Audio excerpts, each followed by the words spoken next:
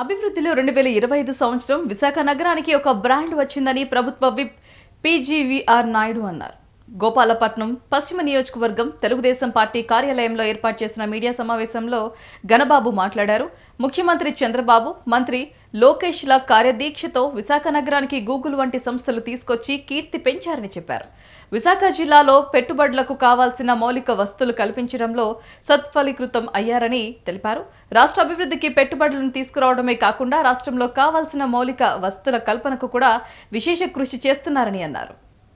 అదేవిధంగా ఇల్లు లేని పేదలకి గ్రామాల్లో 3 సెంట్లు, అర్బన్ ఏరియాల్లో 2 సెంట్లు అన్న దానికి అప్లికేషన్స్ అన్ని కూడా లాస్ట్ డేట్ చెప్పాం. అందరికి కూడా ఈరోజు ఇప్పటికే దరఖాస్తు స్వీకరణ అనేటువంటిది కూడా పూర్తి చేసుకోగలిగాం. అలాగే gates foundation, Tata Sanjeevani, digital health care, అదేవిధంగా యూనివర్సల్ హెల్త్ పాలసీని కూడా మనం తీసుకురాబోతున్నాం. సో ఇలాంటివన్నీ కూడా ఈరోజు హెల్త్లో పెను మార్పులు తీసుకొని విద్యా వ్యవస్థలో కూడా మీ అందరికీ చాలా మార్పులు తీసుకొచ్చారు లోకేష్ గారు.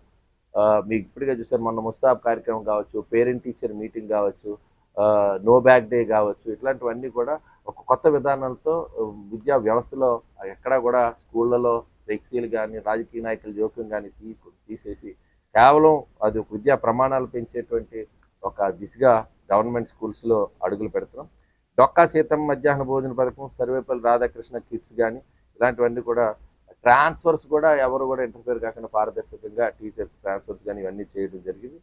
1వ తరగతి నుంచి ఇంటర్మీడియట్ వరకు 75 లక్షల విద్యార్థులకు హెల్త్ చెకప్, అదేవిధంగా వాళ్ళకి పరిశుభ్రత, ఆరోగ్యమైన అలవాట్లు ఇవన్నీ చేసే విధంగా ముస్తాబ్ కార్యక్రమాన్ని కూడా తీసుకురావడం జరిగింది.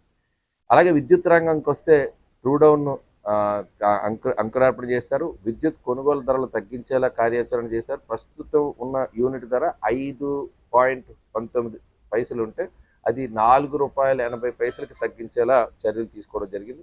క్లీన్ ఎనర్జీ ప్లాంట్కి కూడా పెట్టుబడికి 3 లక్షల కోట్లు పెట్టుబడి పెట్టడం జరిగింది. అదే మీకు సోలార్ విషయం, సూర్య గారి కార్యక్రమంలో 20 లక్షల ఎస్సీ ఎస్టీ కుటుంబాలకు ఉచితంగా సోలార్ రూఫ్ టాప్ కానీ, బీసీలకు అయితే 20,000 అదనంగా సాయం చేసేటువంటి కార్యక్రమం కూడా తీసుకున్నాం. అదేవిధంగా రైల్వే జోన్కి ప్రధాన కార్యాలయానికి మనం ల్యాండ్ అలాట్ చేయడం కదా పనులు కూడా ప్రారంభమైనాయి. కేంద్రంతో సమన్వయం చేసుకుంటూ దాదాపు 90 కేంద్ర పథకాలు ఆపేశారు అంతకుముందు రాష్ట్ర ప్రభుత్వం. అవన్నీ కూడా మళ్ళీ పునరుద్ధరించి మోడీ గారి అద్భుతమైనటువంటి సహకారం కేంద్రం నుంచి ఇస్తున్నారు. వాటన్నిటిని కూడా అందిపుచ్చుకొని రాష్ట్రానికి సెమీ కండక్టర్ పరిశ్రమలను కూడా తీసుకొని రావడం జరిగింది.